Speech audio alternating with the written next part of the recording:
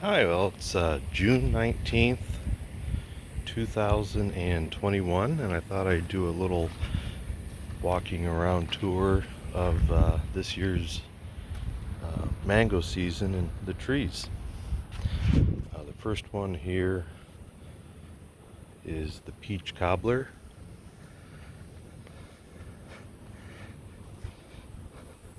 It has a pretty thick skin that tends to stay about this color even when they're ripe. But they're pretty good tasting. See, I planted this one in March of 2014 and it's been a pretty good producer. Every year the crop is about the same amount.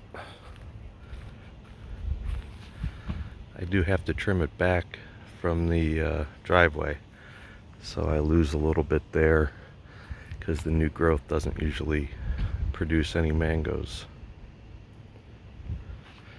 The next one is the sunrise. I think I planted this the same year, which would have been 2014. Let's see here.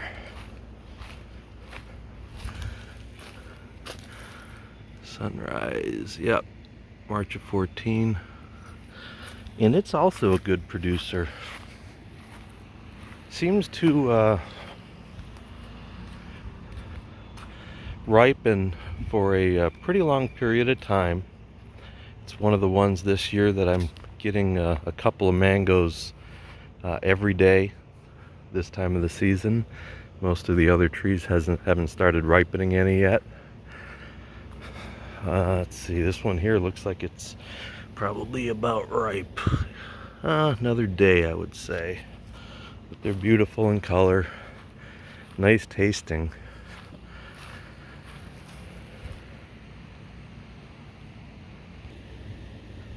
Next up is a Keat, planted March of 2016. I think this is an older variety. It's been around for a while. Has pretty good sized fruit. Haven't had any off of it till this year. They're beautiful, pretty good size. And it tends to produce really well for the size tree. I picked off about half of the fruit. I probably should have picked it all off this year, but sometimes I just like to see what the fruit's going to be like. This is a Cogshall, which is referred to commonly as the condo mango because it stays pretty small. Hasn't had a great crop on it this year, and in past years it's a pretty steady producer of a small amount of fruit. Fruit's beautiful. Last year I think I only had a couple on it. This year it's a little bit better. Let's see when I planted that. I think that was probably March of 16 as well. Yeah, March of 16. So the tags that I use are brass tags. I think they're usually used for tagging water meters and such. And the stamps are a set of relatively inexpensive punches with all the letters and numbers on it. But they last a long time and keeps me from forgetting what trees are where. Once they have fruit for a couple of years, then I remember, but when I first plant them, and it takes a few years for the fruit to start, I don't always remember which one's where. This is the Rosy Gold, planted 7 of 13, and it has a beautiful fruit. Pretty early season fruit. I've had probably about 1 or 2 a day fall off. It doesn't get as much sunlight as it would like, so it's not as full as it should be. But even for the limited amount of light it gets, it still produces pretty well and pretty consistently. Next up is a coconut cream, planted April of 2016. So that's what, about 5 years ago. And I would say this is pretty average for the amount of growth in 5 years for a tree.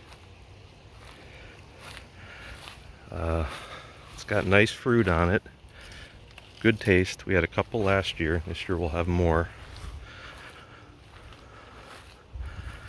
It's kind of one of those trees that likes to wander. The branches kind of go in crazy directions.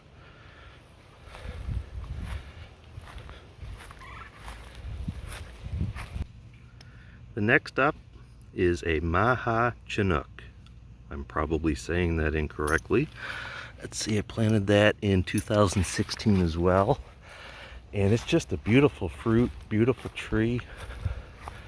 Unusual shape. I think it's an Asian variety.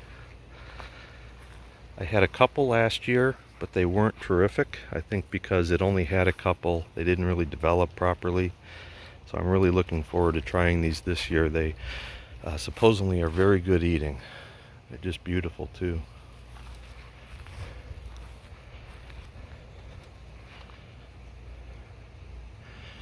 This next one has been my best producer, other than the hurricane knocking it back for a couple of years. It's been a really good tree. I don't know when I planted this one. I only started putting the dates on about 8 years ago. It's probably my first tree that I planted maybe 12 years ago. But it's a commercial variety from Australia, and it does very well here. We use these a lot for dehydrating because the fruit's very wide, so when you cut it, gives you really nice fillets, I guess you can call them, and it makes it easy to cut them up into slices, put them on the dehydrator. Not as flavorful as some of the smaller ones, but they're still very good. And this gives me probably a couple of 100 pounds of fruit every year, except for the year after Irma and the second year after Irma. Didn't do too much, but this year it's back pretty good. Looks good. Next up is a sweet tart. I had bought, I think, about 5 trees in 2016, April of 16, from a nursery in Pine Island. Can't remember the name of it now, but they had just beautiful, wonderful looking trees. They propagate them and graft them there, so when you pick a variety, you're picking from sometimes a couple of hundred of the same thing, so you can really get nice looking trees, and they've just done really well, all the trees that I bought there. This one, let's see here, seems to tend to grow in clusters. You can see where the squirrels have been eating on that one. Sometimes I leave them on hoping that the squirrels will just go back to that one and not take another one. But I haven't had fruit on this yet because this is the first year that it's had any fruit on it. Next one here is a Valencia Pride, and I've gone back and forth on this one whether I want to keep it or not, because it's a very large tree and it gives you very large fruit, but not a whole lot of them. Last year I think I only had 5 on it. Oh look, here's one that's on the ground. The squirrels started getting it, but oh yeah, I'll probably give that one to the tortoises. Alright. So the fruit are quite large, and this is really the best crop that I've had on it. It's really been a good year for all the mango trees, but you know, if you can picture last year, the tree was almost this size, and it had only about 5 fruit on it, so it was pretty disappointing. But they're nice big fruit. It'd be interesting to see what they taste like. Next up is the Palmer. Might be the most beautiful of the mangoes. I don't know. Deep purple color. It's the first year that I've really had any significant amount of fruit on it, and it seems to be, at least this year, a very heavy bearer. Almost has more fruit on it than it has leaves, but they've all held well. I haven't had much fruit drop at all this year. I don't know if it's because of the amount of rain. We had a relatively dry spring, and just in the last 2 weeks have we started getting any appreciable amounts of rain. So maybe a dry spring is the key to not dropping a lot of fruit. But it is beautiful. The tree's not much to look at yet. I don't know if it will be, but the fruit is gorgeous. The mango that I probably recommend the most for people, if you don't have a big yard, is the Pickering. And this has just been a fantastic tree. It has lots of fruit every year. They're very good. They're good size. Tends to have like a staining, which some mangoes seem to have, some others don't. I think it's the sap that drips down. But the leaves on this stay very shiny. It doesn't get that, I think, the mites that lead to the black fungus or mildew on the leaves. And it stays relatively small. So a lot of people recommend the Cogshall for a condo. But if you, I've never trimmed this one. If you were to trim it, you could keep it pretty good size, and it's just a really nice tree. Good fruit, produces well, good taste. The next one here, I think, is the Florigon. Let me take a look. I'm pretty sure, and I've had kind of off and on seasons with this. Yeah, Florigon. Planted it in 13. I've had pretty good years with it. I've had not so good years with it. The fruit is a very consistent size. They're always about this size. And they're pretty good. Not a whole lot of flavor. If I remember correctly, not much fiber either. So probably good for like a smoothie or something maybe. It's a pretty good sized tree. I wish it had a little bit more productivity given the size of the tree. But it's been a pretty consistent producer. So you can see here I've been treating. I understand what causes this might be mites on the leaves, and their drippings causes this black sooty fungus or mold to grow. So I've been treating it with neem oil, but during the rainy part of the season it's difficult because you spray it and then it rains. Some trees are not affected at all. This one right next to it, not affected. That one affected. So some trees are just resistant to that. Next is the Namdok Mai, planted 8 of 2013. A lot of people say this is one of the best tasting mangoes. I only had a couple on it last year. This year it's got a fairly good crop. They are a wide variety of sizes. You can see here you got some big, some little, not as consistent on the size as some of the other mangoes, but I'm looking forward to it. Got some new growth coming there. That's nice to see. Next up is the Carry, and this has been a pretty good producer. It's older variety. I'm sure it's been around a long time. Everybody's heard of it. I find the skin to be pretty thin, and they turn a nice yellow color. This one down here is almost a couple more days probably. So it's pretty easy to see when they're turning right. Let's see, when did I plant this?